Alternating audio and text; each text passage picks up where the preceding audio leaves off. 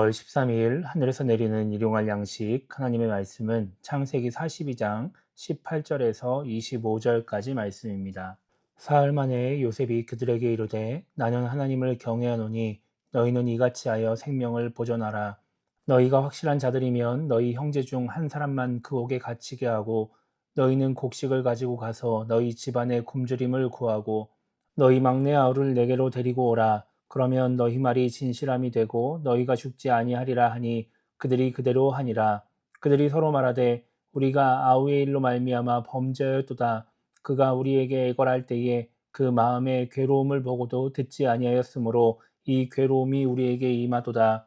르우벤이 그들에게 대답하여 이르되 내가 너희에게 그 아이에 대하여 죄를 짓지 말라고 하지 아니하였더냐.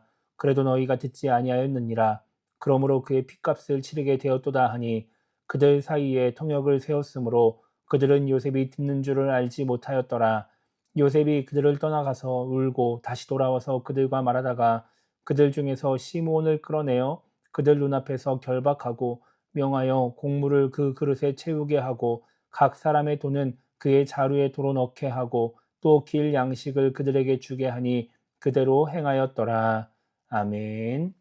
오늘 우리가 읽은 말씀은 양식을 사러 온 요셉의 형들의 모습을 기록하고 있습니다.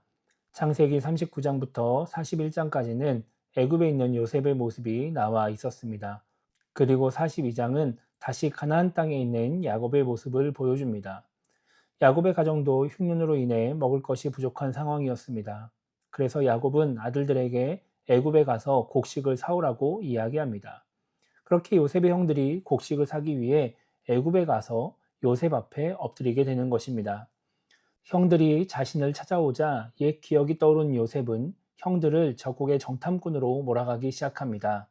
형들은 자신들이 정탐꾼이 아니라고 하면서 자신의 가정 상황에 대해서 이야기하게 됩니다.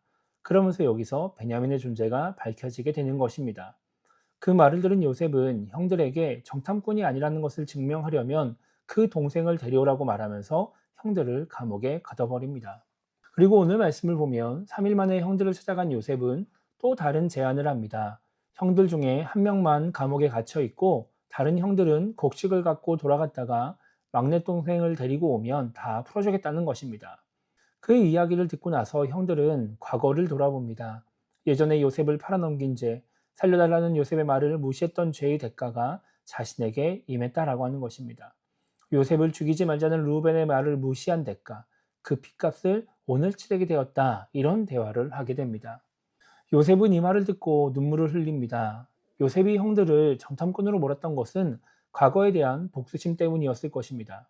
자신을 팔아넘긴 형들에 대한 원망과 또 자신이 꾸었던 꿈을 무시했던 그런 형들에 대한 그런 복수심, 그런 마음들이 담겨 있는 것입니다.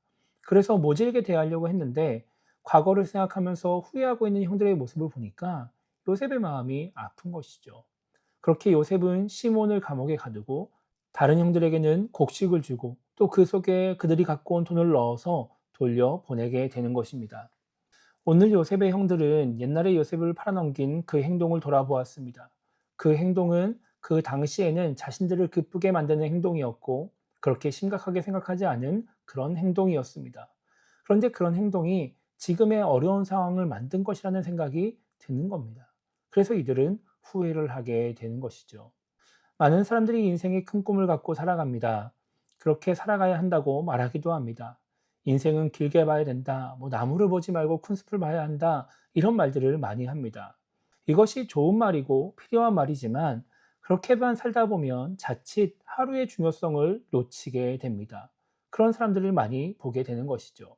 긴 인생을 보면 하루라는 시간은 별것 아닌 것처럼 보이지만 우리의 인생은 그 하루하루가 쌓여서 이루어지는 것입니다. 그래서 하루를 중요하게 여기지 않고 살다 보면 요셉의 형들처럼 후회할 일을 만들게 되는 것이죠. 우리가 언제 어떤 일 때문에 후회하게 될까요?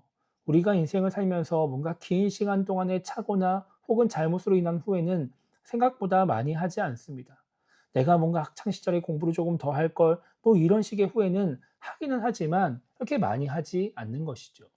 우리가 하는 후회의 대부분은 평범한 하루 안에서의 작은 행동으로 인해서 이루어지게 됩니다. 내가 그때 그 일을 하지 말 걸, 그때 그 선택을 하지 말 걸, 이러한 작은 일들이 우리를 후회하게 만드는 것입니다. 그래서 우리가 후회하지 않는 삶을 살려면 오늘 하루를 소중하게 여기고 이 하루를 잘 살려고 애를 써야 하는 것입니다. 그렇게 후회할 일을 만들지 않으면서 오늘 하루를 잘 보내고 또 내일 하루도 그렇게 보내면 그런 하루하루가 쌓이면서 우리는 더 행복한 삶을 살게 되는 것입니다. 그래서 오늘 하루를 시작하면서 우리가 이렇게 기도했으면 좋겠습니다. 오늘 이 하루를 소중하게 여기며 우리에게 이 시간을 허락하신 하나님께 감사하며 살아갈 수 있게 달라고 기도했으면 좋겠고요. 또한 오늘 하루 동안에 그 순간적인 감정에 휘둘리지 않고 또 잘못된 선택을 하지 않음으로 말미암아 후회할 일을 만들지 않는 그런 하루가 될 수 있게 달라고 기도하며 오늘 하루를 시작했으면 좋겠습니다. 우리에게 주어진 이 소중한 하루를 하나님 은혜 가운데 잘 보냄으로 말미암아 후회하지 않고 행복한 삶을 살아가는 우리 모두가 되기를 주님의 이름으로 축복합니다.